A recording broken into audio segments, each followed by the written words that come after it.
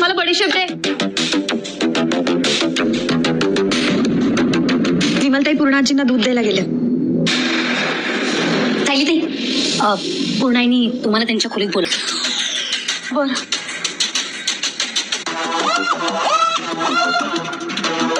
पूर्णाजीने सायलीला का बोलवलं असेल?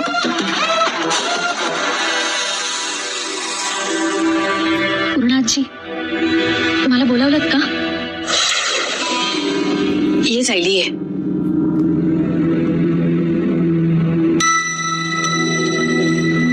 आज प्रताप निर्दोष सुटला.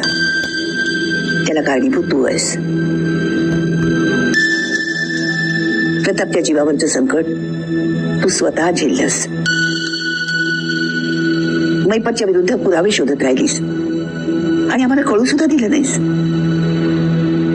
प्रतापची आई म्हणून मी तुझे आभार मानते.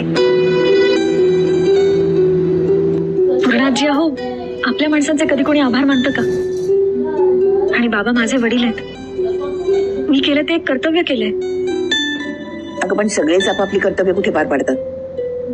फक्त स्वतःपुरतं बघतात. पण तू तसं नाही केलंस. घरात इतके वाद होते पण तरीही तू प्रतापला सोडवायची धडपड केलीस. पूर्णाजी, अहो ज्या घरात घरपण असतं ना तिथे वादही होतातच. आणि आपल्या घरात जरी दोन तट पडलेले असले ना तरी सगळ्यांना एकच गोष्ट हवी होती, बाबांची सुटका.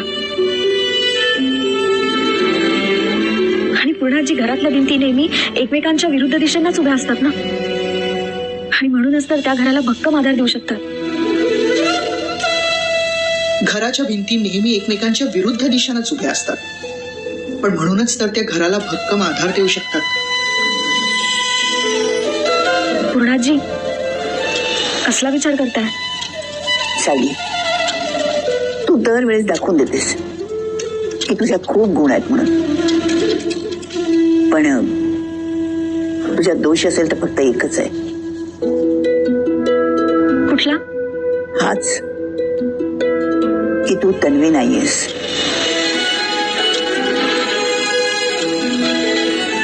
मी प्रतिमाला शब्द दिला होता की माझी नाचून फक्त तन्वीच होईल.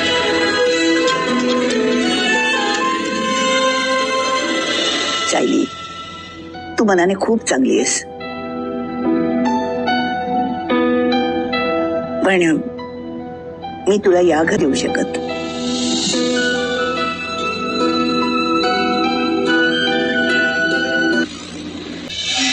हे कोर्ट महिपत शिकरे यांना अंमली पदार्थांची तस्करी आणि अपहरण या गुन्ह्यासाठी दोषी मानत आहे आणि कारावासाची शिक्षा सुनावत आहे.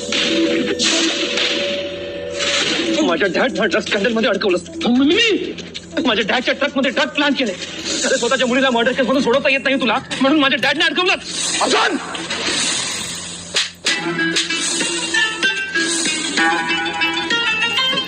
तू माणूस दिसतोय का? प्रताप काकांच्या कंपनीत काम करतो. काय करतो आणि अण्णा त्याला कसं ओळखतो? या मैपत शिखरेने संतोषला त्याच्या ट्रक मध्ये ड्रग ठेवायला सांगितलं, त्याने अडकवायला सांगितलं. हा संतोष पकडला गेल्यावर स्वतः इथे आला सांगायला की तो कसा इनोसंट आहे.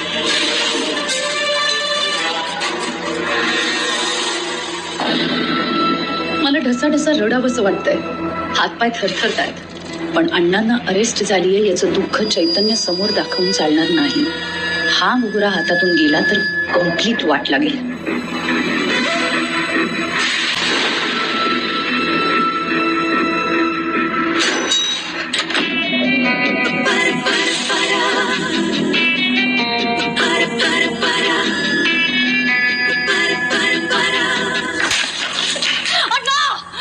अण्णा, तुम्ही माझ्या बरोबर असे कसे वागू शकता? अण्णा, तुम्ही फ्रॉड निघालात. साक्षी,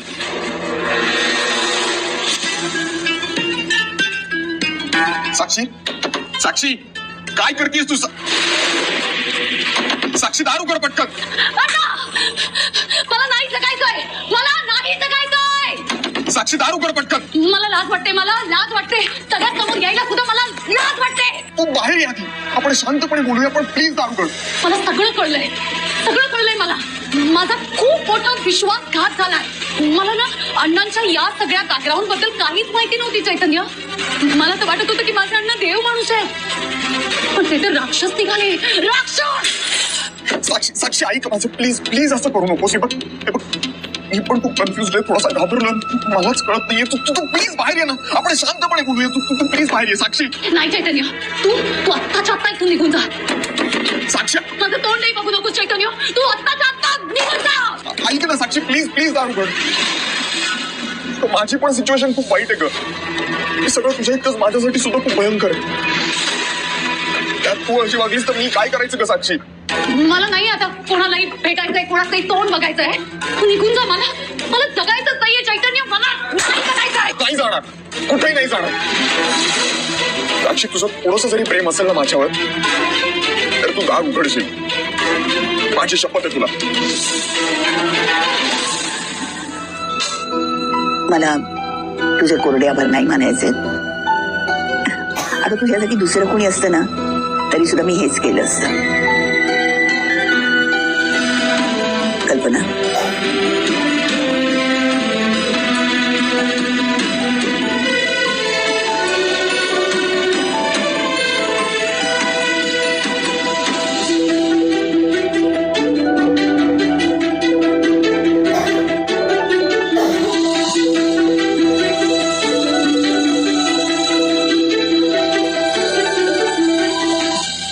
सायली, तू या घरच्यांच्या भल्यासाठी अगदी मनापासून झटतेस. आणि आभार मानताना भेटवस्तू द्यायची ही आपल्या घरची परंपरा आहे. तेव्हा तुला ही प्रणयींच्याकडून भेट. आणि ही साडी स्वतः प्रणयींची, हा, जी त्यांना तुला दी. आणि ही फक्त भेटवस्तू नाहीये, हा तुमचा आशीर्वाद आहे. आणि तो कायम माझ्या बरोबर राहील. आजी, नमस्कार करते. आयुष्यमान भाऊ.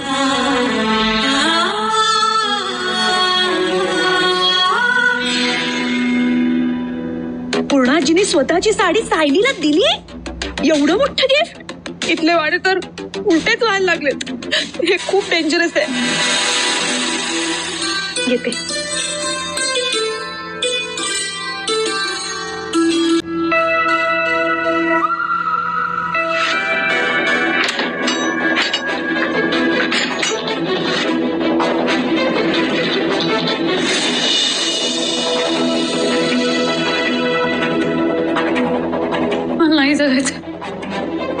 मला नाही जगायचं. ऐक माझं, शांत हो जरा. काय झालंय तुला? का अशी वागतेस तू? मला वाटत होतं की माझे अण्णा खूप साधे आहेत, खूप चांगले आहेत. ते ना माझ्यासमोर सभ्यपणाचा आव म्हणून फिरत होते. मला काहीच कळलं नाही रे. मी विश्वास ठेवला त्यांच्यावर. तू मला एक गोष्ट सांग, अण्णा जे काही करत होते त्यातलं तुला काहीच माहिती नव्हतं? तुझी शपथ, मला काहीच माहित नव्हतं. नाही, पण तू का विश्वास ठेवशील? तू नाही ठेवणार माझ्यावर विश्वास. तू कोणीच नाही विश्वास ठेवणार माझ्यावर, कारण सगळ्यांना वाटतं मी गुन्हेगार आहे, मी काहीतरी केलं. मी नाही घेऊ शकत हा आरोप. मी नाही सहन करत. काहीच केलं नाहीये. खरं सांगते. कोणाचाच विश्वास. साक्षी माझं ऐक, शांत हो. शांत हो. मला नाही जगायचं. मी काही नाही केलं. बस, मला नाही जगायचं. इथे बस. शांत. मी मान्य करतो साक्षी, माझ्या मनात नाही नाही ते विचार आले. अण्णा जे काही वागले त्याची शिक्षा मी तुला देणार नाही. बाकी कोणी विश्वास ठेव न ठेव, माझा नेहमी तुझ्यावर विश्वास असेल. चैतन्य, तू माझ्या सोबत असलास ना तर मी काहीही सहन करू शकतो. आहेच ना, मी आहेच. क्रिमिनलची मुलगी क्रिमिनल असते असं म्हणणार मी नाहीये साक्षी. मी तुझी साथ कधीच सोडणार नाही, कधीच नाही.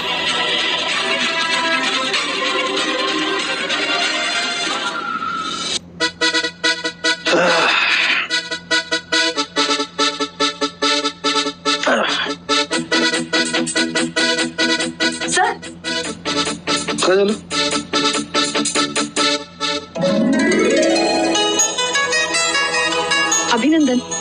ऍडव्होकेट अर्जुन सुभेदार. हा बुके तुम्ही स्वतः बनवलं माझ्यासाठी?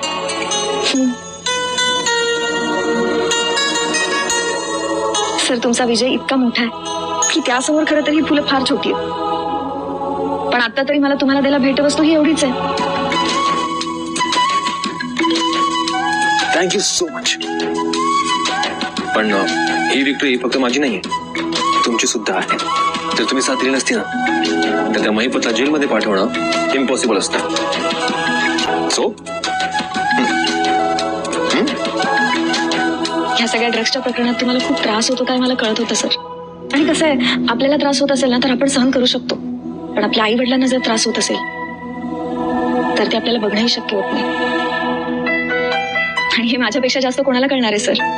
बाबांवर झालेले सगळे आरोप तुम्हाला खूप असह्य होत होते आणि मी फक्त ते दूर करण्यासाठी खारीचा वाटा उचललाय, एवढंच.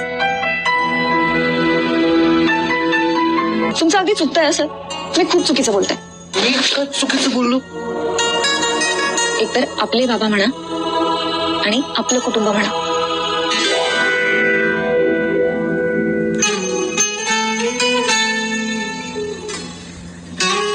येस मिस्टर सँडी, तुम्ही माझ्या सगळ्या माणसांना मनापासून आपलं मानता आणि म्हणून तुम्ही एवढी डेअरिंग केली.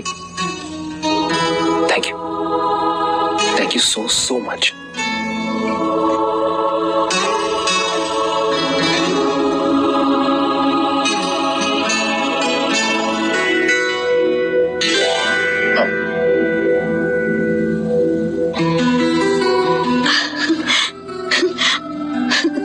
काय आज सगळे आभार प्रदर्शन करतायत माझं, का कोण जाणे.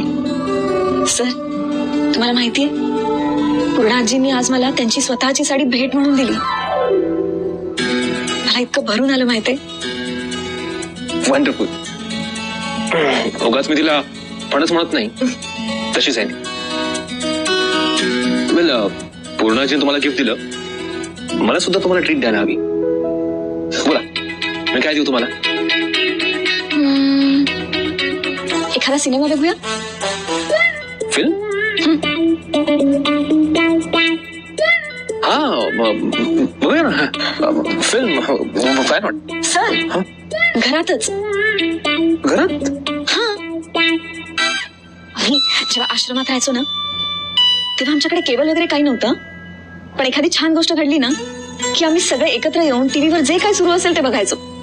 म्हणजे काय बघतोय हे महत्वाचं नव्हतं तेव्हा, सगळ्यांनी एकत्र येऊन ते बघणं महत्वाचं होतं. काय मजा यायची माहिती सर. एकत्र बसून म्हणजे आपण दोघे फिल्म बघायची. ओके, मी लॅपटॉप मध्ये film.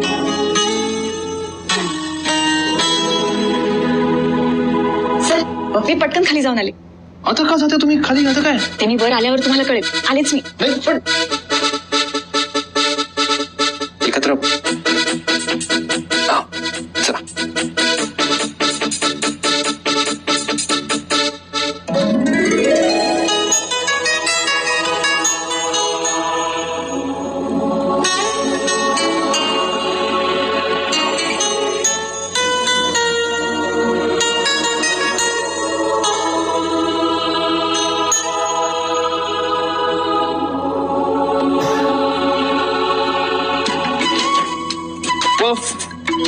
Not perfect.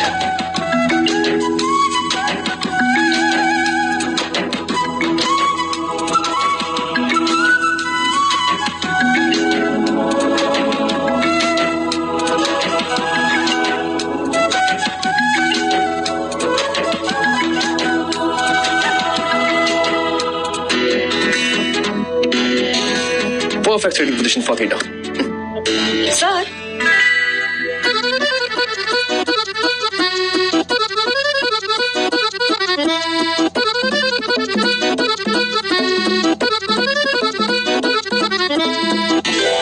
Sir, popcorn.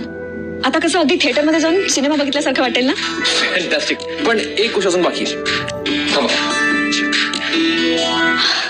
आता कसं प्रॉपर थिएटरचं फील.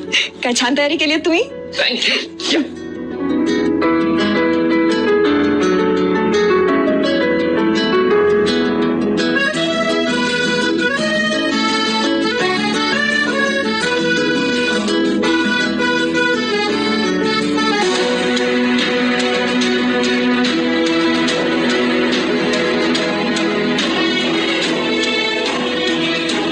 पद्धतीने महिपतच्या विरुद्ध पुरावे गोळा केलेस हे खरंच कौतुकास्पद होतं.